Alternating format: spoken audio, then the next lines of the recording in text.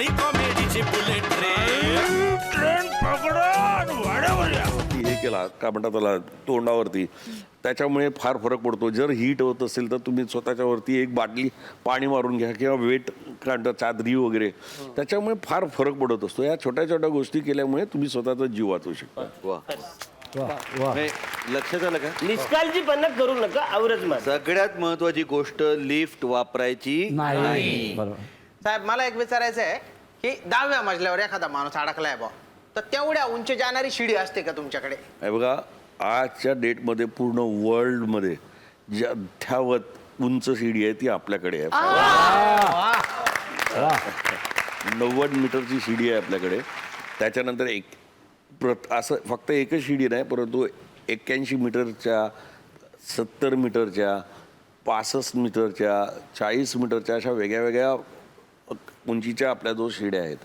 या छोट्याशा विश्रांतीनंतर तुमच्या सगळ्यांचं पुन्हा एकदा स्वागत. तुम्ही पाहत आहात कॉमेडीची जत्रा, लाईफच्या प्रॉब्लेमवर फॅन्टॅस्टिक मात्रा. सर, मला असं विचारायचं आहे की समजा कुठेही आग लागली, आता मी या सोसायटीचा सेक्रेटरी आहे, तर एखाद्या सोसायटीत आग लागल्यानंतर आपण बंबवाल्यांना फोन करतो, तर ते येईपर्यंत तिकडल्या लोकांनी काय प्रिकॉशन घ्यायला पाहिजे? हे बघा, तुम्हाला सांगतो सगळ्यात पहिले एकदम as a fire officer me uniform काढला आणि मी एक रस्त्यावर उभं झालो, तर I am a citizen. Okay, any citizen कोणत्याही ॲक्सिडेंट, कोणतीही दुर्घटना ज्या वेळेस होते त्यावेळेस जो रिस्पॉन्ड करतो तो सिटीजन करतो, आणि they are the first responder. आणि त्यामुळे आम्ही एक व्हॉलेंटिअर प्रोग्राम चालू केलेला आहे. आणि अभिनंदन सगळ्या जनतेचं, कारण की मला तर वाटलं नव्हतं. मी ज्यावेळेस चालू केला होता त्यावेळेस कदाचित आमचे काही ऑफिसर्स पण होते आणि जवान पण होते. त्यांनी विचार केला, हे साहेब काय चालू करतायत, कोणाला काय आजकाल पडलेली नाही, हा ॲटिट्यूड होता. पण मी पॉझिटिव्ह ॲटिट्यूडमध्ये चालू केला. आम्ही एक हेल्पलाईनचा नंबर केला, 1800-123-3473 असा नंबर आहे. त्याच्यावरती रजिस्ट्रेशन करायचं. रजिस्ट्रेशन केल्यानंतर पूर्ण फॉर्म भरायचा. तो फॉर्म भरल्यानंतर त्यांना आम्ही आमच्या कॅपॅसिटीच्या हिशोबाने सांगणार की ह्या ठिकाणी, म्हणजे आमचे 6 रिजनल कमांड आहेत, तर त्या ठिकाणी रजिस्ट्रेशन केल्यानंतर आम्ही त्यांना प्री इंटिमेशन देणार की ह्या ठिकाणी हा ट्रेनिंग प्रोग्राम होणार. ते लोक तिथे जाणार, पूर्ण दिवसाचा ट्रेनिंग प्रोग्राम घेणार. आणि आनंदाची गोष्ट आहे की मी फक्त 2 महिन्यामध्ये 2,500 लोक आज व्हॉलेंटिअर म्हणून आज मुंबईमध्ये तयार आहेत. वा वा वा. आणि त्यांना व्यवस्थित ट्रेनिंग आहे.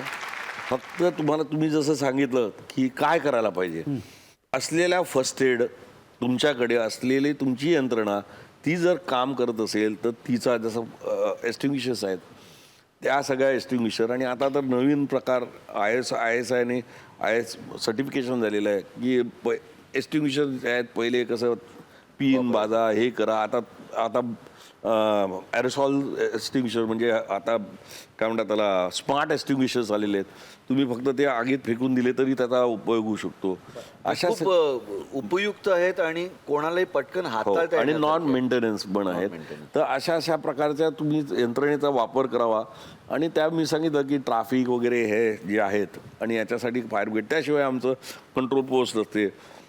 जर व्हॉलेंटिअर आले तर त्यांनी कुठे रिपोर्टिंग करायचं, किंवा एखाद्या बिल्डिंगमध्ये साधं आम्हाला जर कोणी सांगितलं की या फ्लोअरचा एवढा लेआउट आहे, कारण की त्यावेळेस आमच्याकडे बेस्ट ऑफ द इक्विपमेंट असल्यानंतरही आज कुठे आग लागल्यानंतर व्हिजिबिलिटी एकदम डाऊन असते.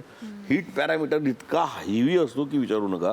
मग ती पर्टिक्युलरली एखाद्या व्यक्तीने सांगितलं की साहेब आम्ही आग इथे बघितली, इकडनं असा रस्ता आहे, इकडनं असं जायचं, इथे पाण्याचा साठा आहे, एवढ्या या छोट्या छोट्या गोष्टी जरी आम्हाला समजल्या तरी त्याचा आम्हाला फार म्हणजे आमच्या ऑपरेशन्समध्ये फार मोठा उपयोग होतो. As far as I am concern as a fireman, this is one of the best service. म्हणजे एक ह्या सर्व्हिसमध्ये ना तुम्हाला एक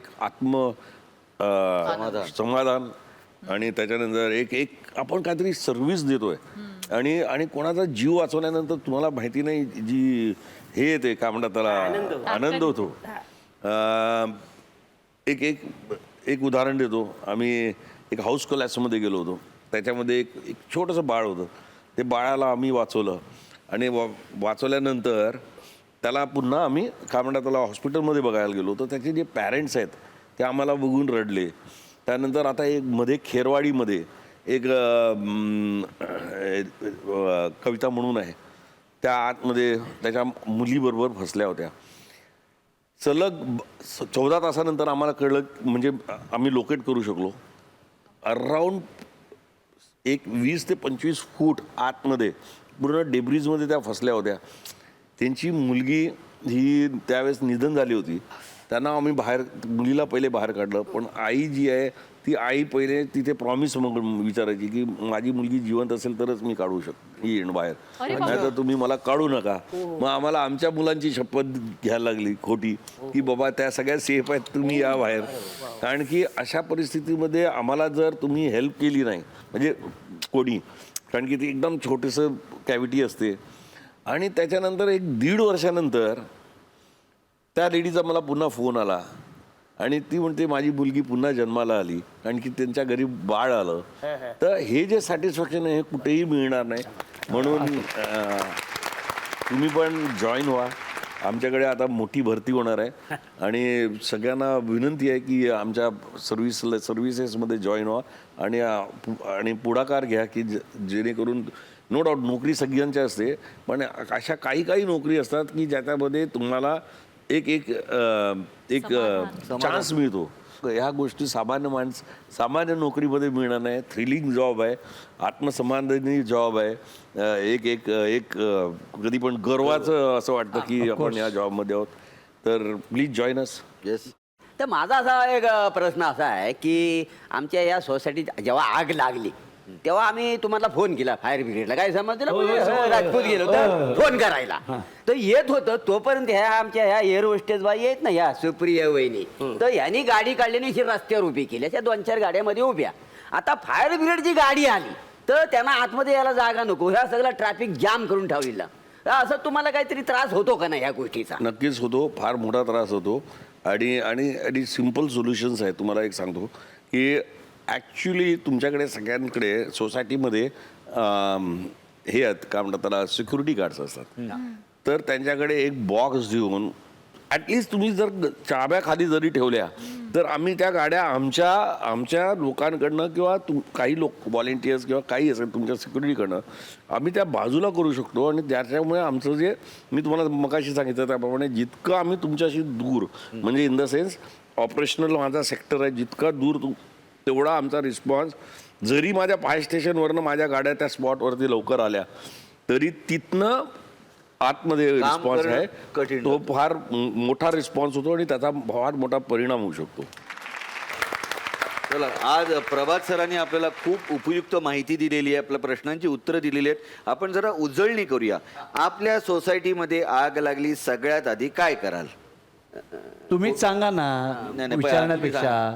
ओले टॉवेल करायचे, हा. तोंडाला ओले रुमाल बांधायचे हा. आणि शक्य तेवढं आगीपासनं लांब लांब लांब जायचं. बरोबर. आणि स्वतःच्या अंगावर पाणी ओतायचं. हा आणि आपलं घर सोडून उगा जिकडे तिकडे पडून जायचं नाही, आपल्या घरातच थांबायचं. पण ते कशाच्या जवळ? खिडकीजवळ. खिडकीजवळ. आणि खिडकी खिडकीजवळ उघड्या खिडकी बंद ठेवायची. नाही, खिडक्या उघड्या उघड्या करायच्या. ठेवायच्या. हा, दारं आणि- बंद करायची. हा, आणि ट्रॅफिक होणार नाही याची काळजी घ्यायची. तुला कळलं ना काय ते? हा. आपल्याला उपयुक्त माहिती कळलेली, आपल्या सगळ्या प्रश्नांची उत्तर आपल्याला मिळालेली आहेत. प्रभात सर, थँक्यू.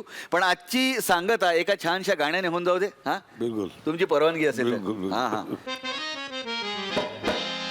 ए भाई जरा देख के चलो, गैस का नॉब कहीं खुला तो नहीं, शॉर्ट सर्किट कहीं होगा तो नहीं, वायर भी कहीं कटा तो नहीं. ए भाई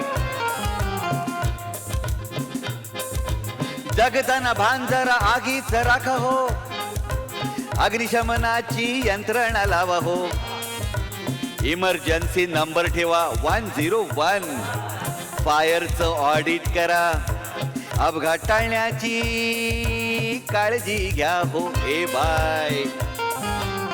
भाई जरा देख के चलो, गैस का नॉब कहीं खुला तो नहीं, शॉर्ट सर्किट कहीं होगा तो नहीं, वायर भी कहीं कटा तो नहीं. ए भाई वा वा वा वा. चला, आता आपली भेट होणार आहे पुढच्या आठवड्यात बुधवारी रात्री 9:30 वाजता आपल्या आवडत्या कार्यक्रमामध्ये, ज्याचं नाव आहे कॉमेडीची जत्रा, लाईफच्या प्रॉब्लेमवर फॅन्टॅस्टिक मात्रा.